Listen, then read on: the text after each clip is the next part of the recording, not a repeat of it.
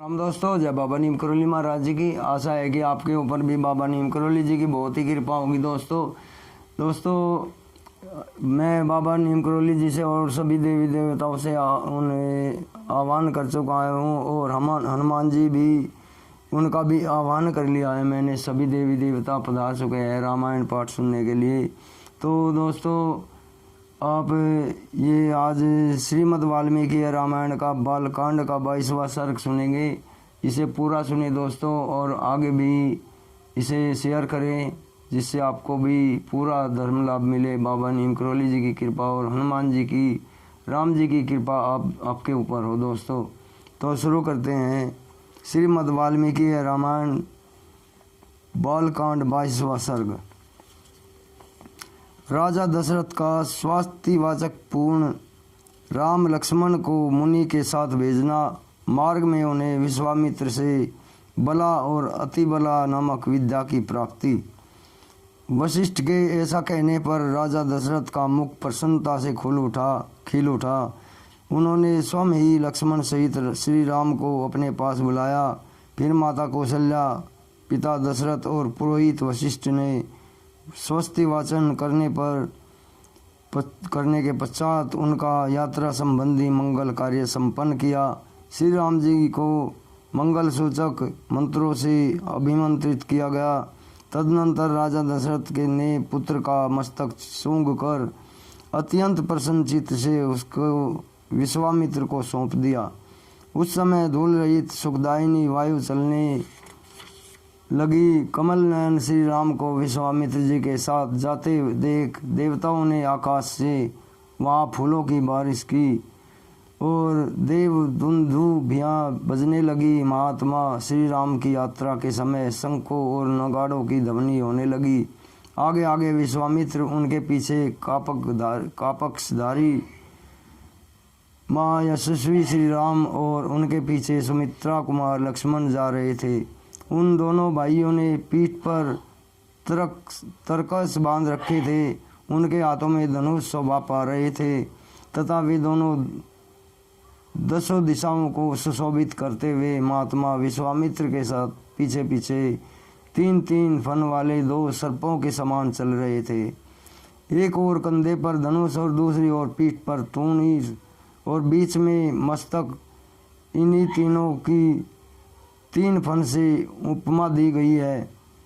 उनका स्वभाव उच्च एवं उदार था। अपनी अनुपम कांति से प्रकाशित होने वाले वे दोनों अनिद्य सुंदर राजकुमार सब और शोभा का प्रसार करते हुए विश्वामित्र जी के पीछे उसी तरह जा रहे थे जैसे ब्रह्मा जी के पीछे दोनों अश्विनी कुमार चलते हैं। वे दोनों भाई कुमार श्री राम और लक्ष्मण वस्त्र और आभूषणों से अच्छी तरह अलंकृत थे। उनके हाथों में चमड़े के बने हुए दस्ताने पहन रखे थे। उनके कटी प्रदेश में तलवारें लटक रही थी। उनके श्री अंग बड़े मनोहर थे। वे महातेजस्वी श्रेष्ठ वीर अद्भुत कांति से उद्भासित हो सब और अपनी शोभा फैलाते हुए कुशिक पुत्र विश्वामित्र का अनुसरण कर रहे थे।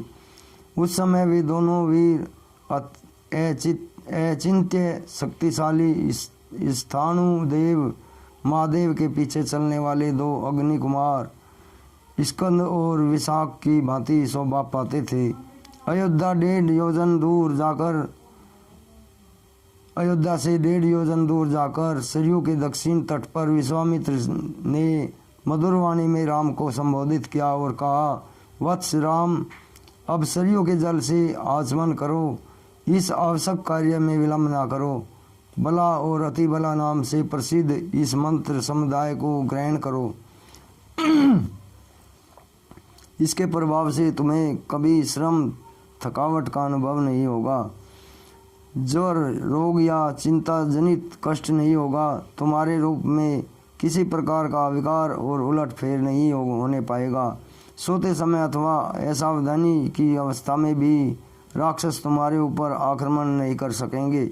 इस भूतल पर बाहुबल में तुम्हारी समानता करने वाला कोई न होगा। तात रघुकुल नंदन राम, बला और अति बला का अभ्यास करने से तीनों लोकों में तुम्हारे समान कोई नहीं रह जाएगा। अनंत सौभाग्य, चातुर्य, ज्ञान और बुद्धिमानी में, बुद्धि संबंधी निश्चय में तथा किसी के प्रश्न का उत्तर देने में भी कोई तुम्हारी तुलना नहीं कर सकेगा। इन दोनों विद्याओं को प्राप्त हो जाने पर कोई तुम्हारी समानता नहीं कर सकेगा, क्योंकि ये बला और अति बला नामक विद्याएं सब प्रकार के ज्ञान की जननी है।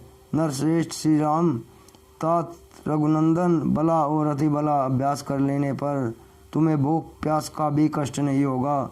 अतः रघुकुल को अति आनंदित करने वाले राम, तुम संपूर्ण जगत की रक्षा के लिए इन दोनों विद्याओं को ग्रहण करो। इन दोनों विद्याओं का अध्ययन कर लेने पर इस भूतल पर तुम्हारे यश का विस्तार होगा। ये दोनों विद्याएं ब्रह्मा जी की तेजस्विनी पुत्रियां हैं। ककु स्थनंदन, मैंने इन दोनों को तुम्हें देने का विचार किया है। राजकुमार, तुम ही इनके योग्य पात्र हो। यद्यपि तुम में इस विद्या को प्राप्त करने योग्य बहुत से गुण हैं, अथवा सभी उत्तम गुण विद्यमान है, इसमें संशय नहीं है। तथापि मैंने तपोबल से इनका अर्जन किया है। अतः मेरी तपस्या से परिपूर्ण होकर ये तुम्हारे लिए बहुरूपिणी होंगी, अनेक प्रकार से फल प्रदान करेंगी। तब श्री राम आचमन करके पवित्र हो गए तो उनका मुख प्रसन्नता से खिल उठा और उन्होंने उन शुद्ध अंतकरण वाले महर्षि से वे दोनों विद्याएं ग्रहण की। विद्या से संपन्न होकर भयंकर पराक्रमी श्री राम सहस्रों किरणों से युक्त शरतकालीन भगवान सूर्य के समान शोभा पाने लगे। तत्पश्चात श्री राम ने विश्वामित्र जी की सारी गुरुजन उचित सेवाएं करके हर्ष का अनुभव किया। फिर वे तीनों वहाँ सरयू के तट पर रात में सुखपूर्वक रहे। राजा दशरथ के वे दोनों श्रेष्ठ राजकुमार उस समय वहाँ पर तृण की सैया पर, जो उनके योग्य नहीं थी, सोए थे। महर्षि विश्वामित्र अपनी वाणी द्वारा उन दोनों के प्रति लाड प्यार प्रकट कर रहे थे। इससे उन्हें वह रात बड़ी सुखमय सी प्रतीत हुई। तो इस प्रकार श्री वाल्मीकि निर्मित आर्ष रामायण आदि काव्य बालकांड में 22वां सर्ग पूरा हुआ। जय श्री राम, जय हनुमान बजरंगबली, जय बाबा नीम करोली महाराज जी, जय हो मेरे सभी देवी देवताओं की। दोस्तों, ये श्रीमद् वाल्मीकि बालकांड का ये 22वां सर्ग है। कल मैं आपको इसका 23वां सर्ग सुनाऊंगा, जिसमें विश्वामित्र सहित श्री राम और लक्ष्मण सरयू गंगा संगम के समीप पुण्य आश्रम में रात को ठहरते हैं। तो अभी मैं सभी देवी देवताओं से आज्ञा ले ली है और आपसे भी विदा लेता हूँ। दोस्तों, इसे सुने और धर्म लाभ उठाएं और आगे भी भेजें। और अगर आपने चैनल को सब्सक्राइब नहीं किया है तो सब्सक्राइब कर लें। दोस्तों, जय राम जी की, जय हनुमान जी की, जय बाबा नीम करोली महाराज जी की।